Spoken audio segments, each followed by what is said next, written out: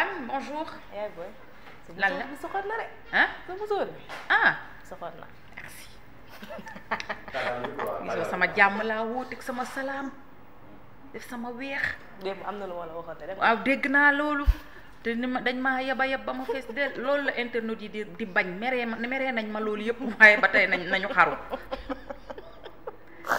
nga ni nduroo nañ blanc bi kay looloo ma ci metti waaye tey daal dañ maa xëy ni ma defa sa blanc nga woote jàmm waaw yàlla bari na sutura aywa nuyool.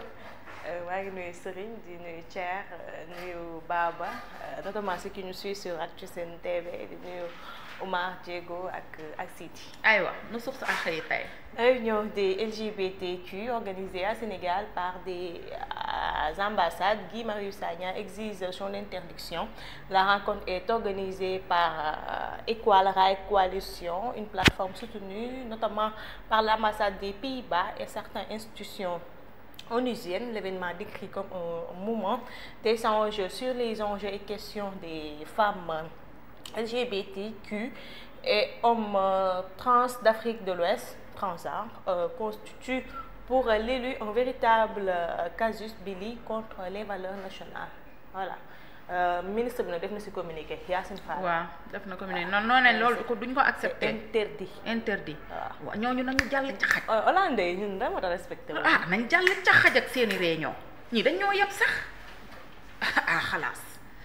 fi mu nekk nii ñoom yëguñu ko woon wala dañoo bàyyi ba affaire bi nekk sur la toile nii ñu doog a def communiqué. est-ce que guy waxoon na ko bu yàgg. si Guy avait alerté woon na bu yàgg. jàll leen ba caaka njaay ak seeni organisation amu leen fii toléré wuñ dara. ay transgenre yabaate.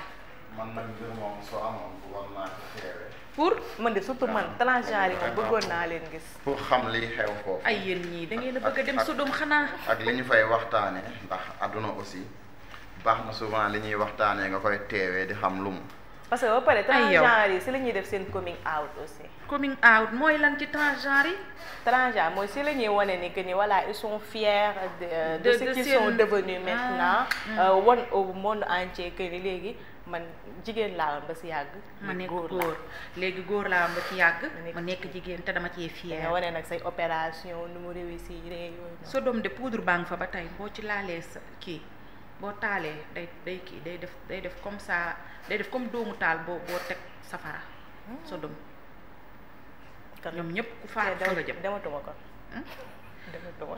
yow nga nuyu ko rek te xamoo ko te xam ne kii moom la nga nuyu ko rek. 40 jours loo julli yàlla ni la caxaj nga julli ko ba pare malaaka bi taxañ julli bi ba mu jekk ne waat la ko mbatt sa kanam gi nga war a mën a xam ne ñii baaxuñu ci kër baaxuñu ci àll baaxuñu ci réew baaxuñu fenn nañu jàll ba caaka njaay ak seen réunion doy na rek. El Malick Ndiaye reçu à Paris par le président du Sénat français et Madame Yaël Braun-Pivet, président de l'Assemblée nationale. Ce qu'ils se sont dit, selon Source A, lors des rencontres, plusieurs sujets d'intérêt commun ont été abordés, lesquels sont entre autres le renforcement des relations parlementaires entre le Sénégal et la France, la relance des groupes d'amitié parlementaire, des dossiers majeurs comme les défis sécuritaires en Afrique et en Europe, la situation humanitaire à Gaza et la nécessité d'un devoir de mémoire assumé autour du massacre de Thiaroye ont été aussi évoqués. Le président El Malick Ndiaye a insisté également sur l'importance stratégique du dialogue parlementaire en tant que levier de consolidation démocratique, de promotion de la paix, de gouvernance vertueuse et de développement durable. Sonko, Diomaye, les clans, les coups de poignard au sein de Pastef, leur souci démarre. Selon le journal, Ousmane Sonko, un groupe de personnes qu'on a clairement identifié cherche à installer des clans au sein du parti. Ils ont commencé à aller à Touba et un peu partout et jusqu'au sein de la base. Ils cherchent à recruter des militants pour préparer 2029 après les législatives. L'affaire avait pris une autre tournure. J'ai rencontré le président Bassirou Diomaye et El Malick. Le seul témoin, j'ai rappelé ce qu'on s'était dit au Cap Manuel. Ils m'ont tous confirmé pourquoi alors toutes ces manœuvres étaient nécessaires de préparer 2029. mu ne si inélégant ce qui s'est passé, et je suis conscient que si le président Diomaye veut l'arrêter, il le fera. Pourquoi il ne l'a pas fait? C'est une autre question selon le Premier ministre. Je lui ai dit cela lors d'un tête-à-tête. Ceux qui veulent ma démission, je tiens à préciser que je ne compte pas bouger d'un iota. Si le président trouve que je ne peux plus lui assurer la fonction de PM, je rends le tablier pour retourner à l'Assemblée nationale, car théoriquement, je suis le chef. Certains ont parlé d'État parti, mais ce qui est légal dans les normes, après avoir conquis le pouvoir, nous devons gouverner avec ceux qui on a conquis ce pouvoir avec pour en assumer enfin toutes les conséquences après. loolu la wax dëgg fumier bi nag. Baba Ndiaye moom tey xam naa dina ma mel. dégg ñu dem. sama taxawaay Baba Ndiaye sama taxawaay nii la tey. ma xëy fajal sii dinaa ma fumier. baax na. fumier gu ñaa fii bu gën a garaaw maa laaj rek. Le quotidien sorti du président de Pastef Sonko. wax leen ma ci commentaire yi bu gën a garaaw maa laaj rek. Ce pays n'est pas en crise. Il a un problème d'autorité qu'on me laisse gouverner, et on verra si les choses vont continuer de cette manière. Il faudrait une loi qui interdise à la société civile de prendre des financements de l'étranger. Série d'arrestations, l'opposition dénonce les restrictions des libertés. Travailleurs des collectivités territoriales, l'État valide la revalorisation des salaires. Enfin, après 2 ans. Ñu dem. Sud Quotidien, Conseil national de Pastef, les patriotes, Sonko sort les griffes. Selon le journal, l'installation du Conseil national de Pastef, les patriotes, destinés tout au plus à muscler l'appareil du parti et à le projeter vers l'avenir, a été hier jeudi 10 juillet, l'occasion pour Ousmane Sonko de se fendre d'une violente diatribe contre les adversaires politiques de Pastef, la société civile et une certaine presse.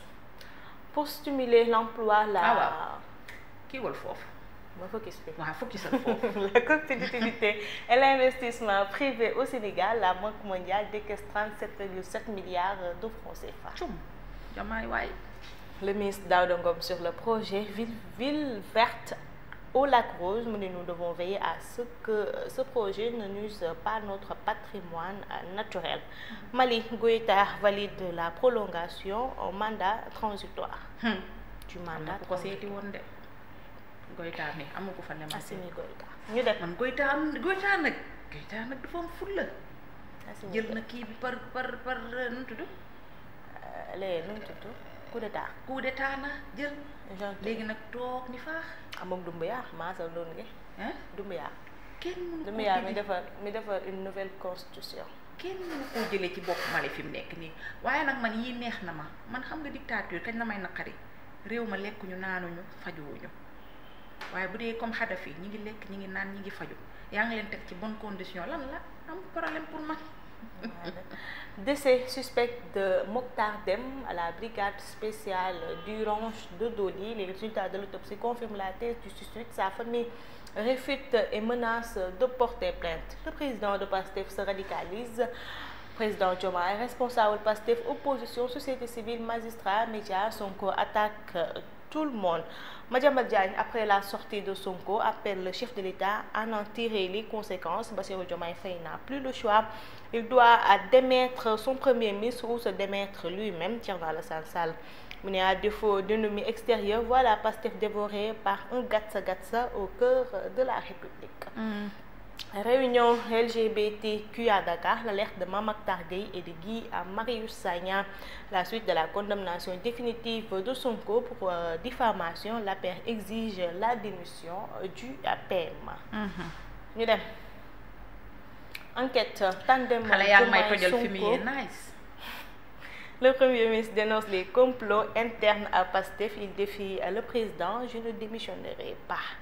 Qu'il me limonge, médias, magistrature, société civile, extra, tout le monde en a pris pour son grade. L'As quotidien revient sur... Sur la sortie de Sonko, Ousmane Sonko fait feu de tout bois. Le Sénégal a un problème d'autorité, selon le PM. Ñu dem. Les Échos, second tour du bac à Sicap Mbao, 14 candidats dont 8 filles ajournées pour port de téléphone. Une candidate cache son téléphone dans son slip et se fait démasquer par une policière. Une candidate allaitante parmi les tricheurs. Le mari immigré menace de la répudier. La posture peu orthodoxe du surveillant de la salle. L'alerte d'une candidate jar na ko da koo teg gàcce yow sa jëkkër bàyyi la nga dem defi ji bac ngay tricher day nàmpal mu ne waaw lu moom jarul fa sa nag anka jar na ko gàcce la 8 filles ak ni ma leen jëlee jigéen ñi jox leen 100% ci bac bi. Premier tour bi moom ñoo ko fa am. ñoo ko fa am te waaye yéen lu tax ngeen def ma nii toroxal ngeen ma 14 boo ci jëlee 8 ñaataa cay des. li des du bari de est-ce que du 7 ou 6. yàlla baax jëkkër ji daal bu mu jaawale bac ak mariage. wax dëgg yàlla jarul ay fase de moom déjà li nga koy aj 5 ans dootul kii rek def bac rek loolu moom kii la kii su àndaateeg moom sax nag jëkkër ji ay xaritam ñoo koy na waxtaan ak sa jabar da doon tricher bac.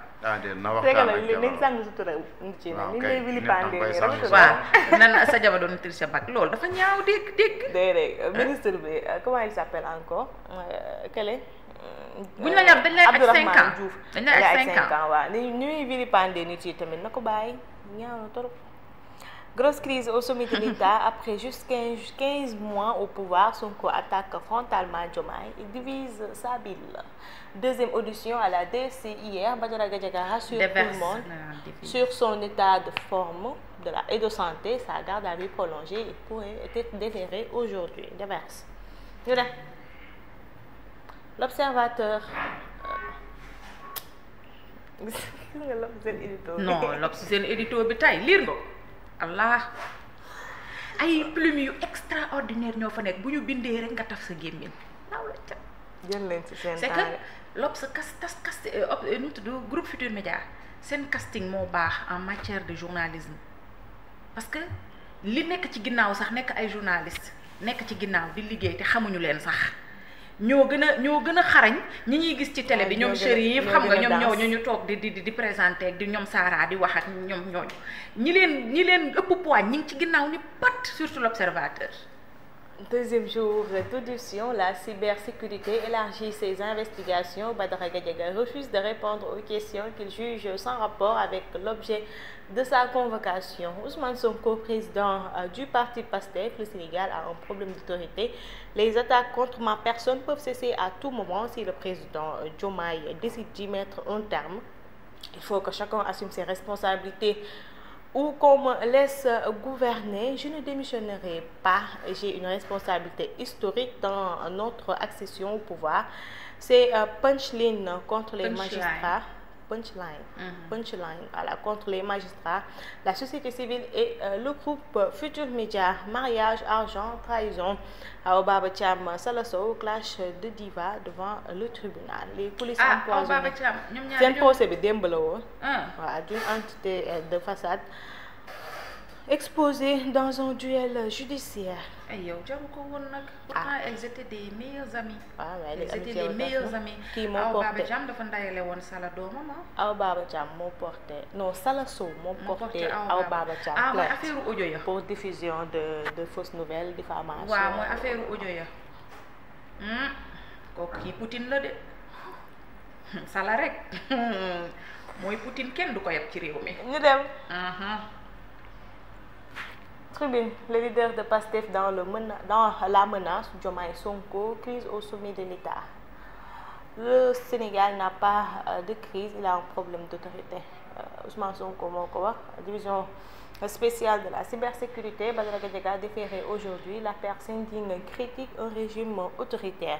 Guy Marius Sagna alerte des organisations LGBT qui se réunissent vendredi à Dakar. Rappel à l'ordre et Karim Gueye appelle à la mobilisation devant le siège des Nations Unies. Trump campe sur sa position. 1689 Sénégalais vont être expulsés d'Amérique.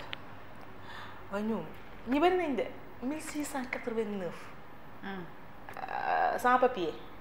ñoo fa ne. waaw ñu war leen a delloo si waat rapatrier. loolu amul négociation américaine first. yàlla baax na. ñun buñ doon wàññi ñi fi ne ñu war leen rapatrier ñaata lan. mu ne un PM au langage indigne kii kan la moo ko wax de. kan moo wax kii la nu mu tudd. journaliste bi la waaw fee damay fàtte turam waaye. Sen TV boobu Sen TV la dafa def xam naa. chronique rek voilà ñu def. Évidence. Réforme du code des douanes, la direction générale des douanes convie le secteur privé à la réflexion. Badara Gadiaga présenté au procureur ce vendredi. Non, ce vendredi, ouais. C'est Jakaarlo bi. Le chroniqueur aurait refusé de divulguer les noms de ces sociétés. Les soutiens se multiplient. PS, Rewmi, Sénégal bi ñu bokk APR. PDS. Parti démocratique sénégalais def nañu sax kii communiqué. Le Soleil, Boeing, FMI, Banque mondiale à Washington, le président établit le contact. ñii de lañ bëgg lii lañ soxla de ñii ñëwaat. moom kañ la ñibbisi. xaw ma ko de waaye ñun lii lañ bëgg waaye ñun non na focus fii rek ñun lii lañ bëgg établiraat contact yi xaalis bi dugg projet yi mën a taxaw ngeen mën a doxal référentiel bi lii lañ bëgg président. Je ne démissionnerai pas de mon poste. dañ laa yónni yàkkamti la pour commentaire de demal rek. commentaire wu de. sa musa gi booba feebar man. Aïcha Diego. baccalauréat littéraire autopsie de naufrage. du mbaa da ko yeggale. Libération. Hausse de virements frauduleux transmis aux banques, la DIC aux trousses d'une mafia tentaculaire. Avant Orabank et la B6, les pirates étaient entrés dans le système de la BGFI. Il avait ciblé le compte ouvert par l'Agence nationale des bourses du Gabon pour le paiement des bourses des étudiants gabonais du Sénégal, écroué par le PGF dans l'affaire Orabank. L'homme d'affaires nigérien Ousmane Danmundi Oual, extrait de prison et déféré encore hier pour son rôle dans la fraude de la BGFI. ki ñu doon wax sànq naan ko Bakayoko la. kan waaw mooy borom éditoire bi nekk ci kii bi nekk Sen TV. Installation du Conseil national de Pastef, Ousmane Sonko vide son sac. Nouvel interrogatoire à la DSC. Un nouveau chapitre ouvert. Badara Gadiaga garde le silence. Révélation sur le meurtre aux HLM. Comment une altercation autour d'une casquette a viré à une sanglante vengeance déférée hier. Ablaye Choy, 25 ans, avait asséné 3 coups de couteau à son colocataire et ami d'enfance, Idi Sow, 30 ans. waaw réew mi yàlla baax na. Aéroport international Blaise Diagne, une agente de 2AS arrêtée et déférée pour vol de bagages. 2AS lan la. Non, présumé dépenses douteuses à l'Aprosi, les interrogations troublantes de Guy Marius Sagna. aywa ñu dem. Walf Quotidien, Diomaye, le système, la société civile, la presse, les coups francs de Sonko. Démarrage des championnats de Ligue 1 et de Ligue 2, la saison 2025-2026, lancée le 30 septembre. Idi Traoré, spécialiste en relations internationales, ce que Trump offre, c'est une manœuvre. Ñu dem. Rewmi Quotidien, sport, classement FIFA, le Sénégal à la 18e place mondiale. CNG, audition de Sa Thiès, le verdict est tombé pour le fils de Double Less. nan la def. non maa xam. parce que yow na maa rek information boobu amoo ko. ban si. Sa dañ Thiès ko auditionné fee ne CNG qu'est-ce qu'il a fait. ñu dem. Tribune Sport, Coupe d'Afrique des Nations féminines 2024, les Lions déjà dos au mur contre le Maroc. Bataille médiatique, l'ultime duel entre Balla Gaye 2 et Siteu. waaye combat bi duñ ci noppalu may nit ñi jàmm noppali leen bataille xool médiatique beneen ban combat. yàlla xëpp na ci ndox bu sedda ci combat bi